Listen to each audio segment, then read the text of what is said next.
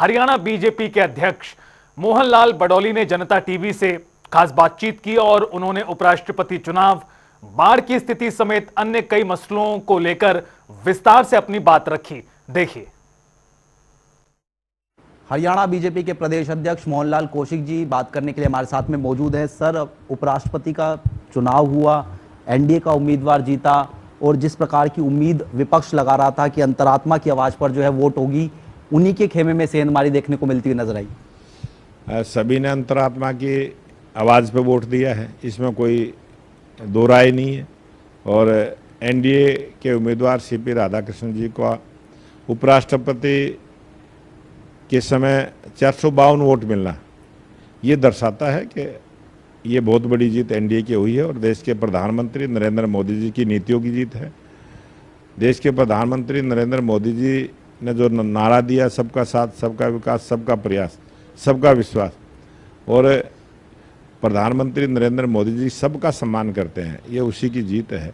और ये कांग्रेस पार्टी के नेताओं ने और इंडिया गठबंधन के नेताओं ने इस चुनाव से सीख लेनी चाहिए। सर, बीजेपी का एक बार फिर से चुनावी मैनेजमेंट इसमें देखने को मिलता हुआ जो है नजर आया कि किस तरीके से एक बार फिर जो चुनाव है लड़ना चाहिए और पूरा एनडीए एक साथ जो है देखने को मिलता हुआ नजर आया, ये भी संदेश गया।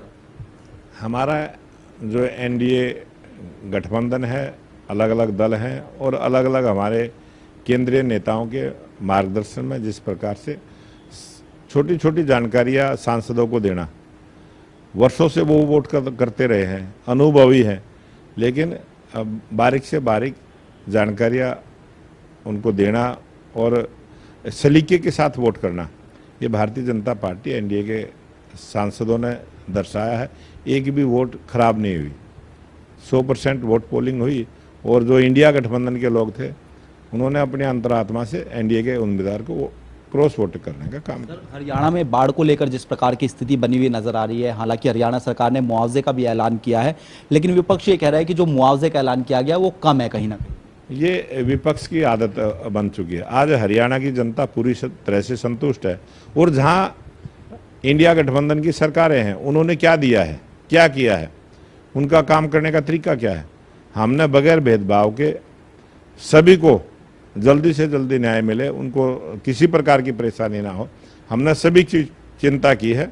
और उसी हिसाब से हमने अपना हरियाणा के लोकप्रिय मुख्यमंत्री नायब सिंह सैनी जी ने जिस प्रकार से घोषणा की है कि अगर किसी की जान गई है तो 4 लाख रुपया और 7,000 से 15,000 रुपये तक का फसल नुकसान का मुआवजा, किसी के मकान में अगर कोई दरार आई है उसका मुआवजा, किसी की छत गिरी है उसका अलग से मुआवजा, किसी की दीवार गिरी है उसका मुआवजा, हर प्रकार की एक पॉलिसी को तय किया गया है।